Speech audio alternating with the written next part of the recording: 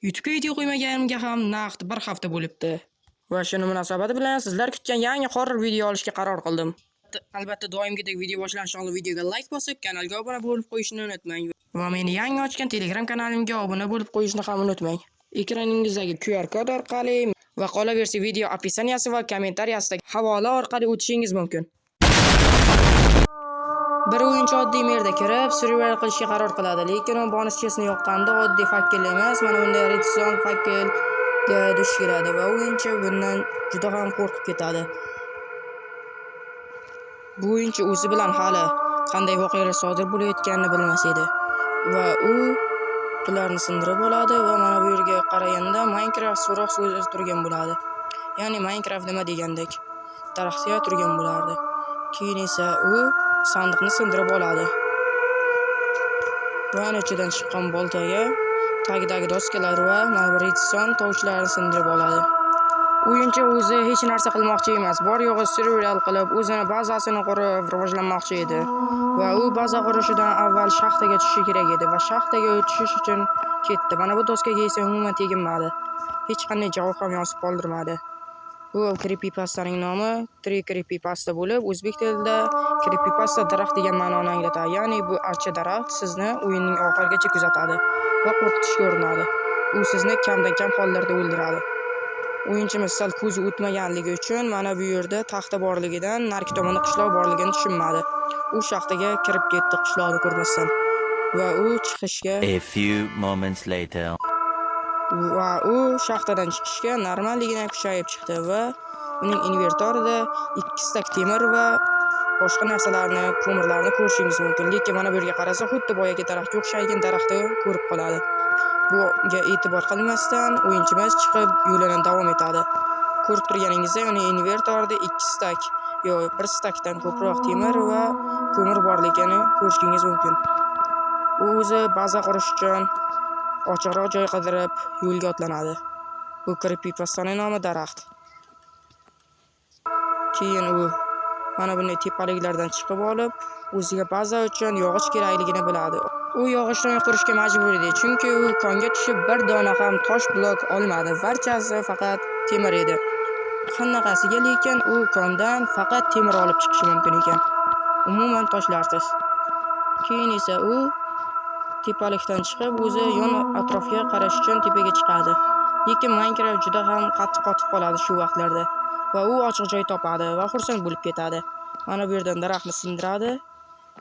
Chunki uning toshlari yo'q, daraxtdan uy quradi va shundan so'ng u kompyuter qarshisida 1 soatcha bo'lmaydi. Kelganida esa invertordagi narsalar aralashib ketgan bo'ladi va pastga qarasa bir dona redstone tovushni ko'radi. U juda ham qo'rqib ketadi va yon atrofga birdan qaraydi. Lekin hech narsa bo'lmagandan so'ng redstone sindiradi va yo'lini davom ettirishga qaror qiladi.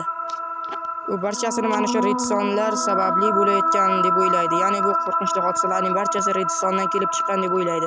Aslida u daraxtdan ekanligini bilmaydi. U yo'lin davomida mana shunday tepalikdan o'tadi va uning tepasiga chiqib, o'ziga baza qurish uchun yaxshiroq joy, mukammal joy qidirayotgan bo'ladi.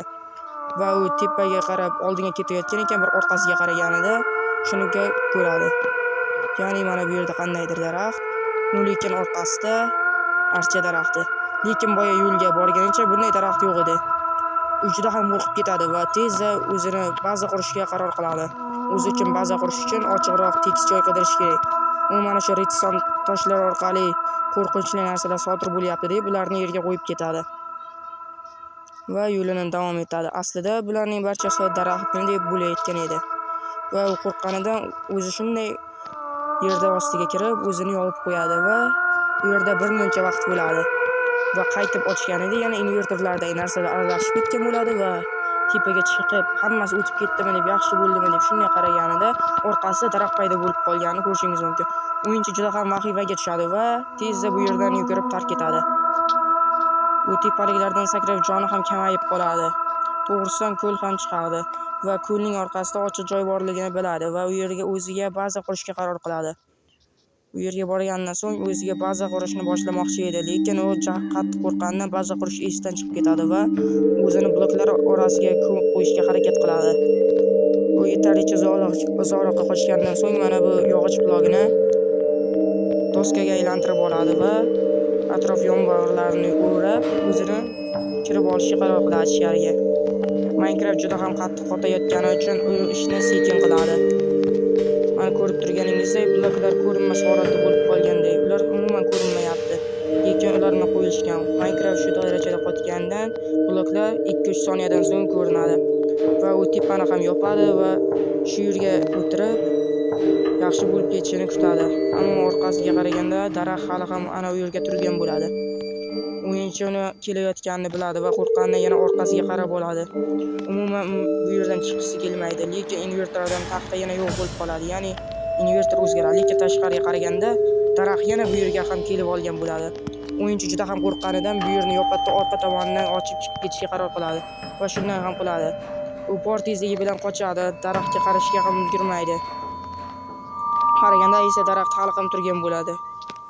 U boricha qochgandan so'ng tekis joyga duch keladi va shu yerga baza qurishga qaror qiladi. Va shu joyda eslatma, kanalimizning 53% odam obuna bo'lmasa kuzatyapti. Bunaqa motivatsiyangizga men qanaqa video olishga qaror qilaman. Shuning uchun hoziroq videoga like bosib kanalga obuna bo'lib qo'yishni unutmang. Va biz videoga qaytsak, u baza qurishni boshlaydi. Va baza qurayotganini tezlashtirib ko'rsatib yuboraman, chunki bu juda ham zerikarli bo'ladi.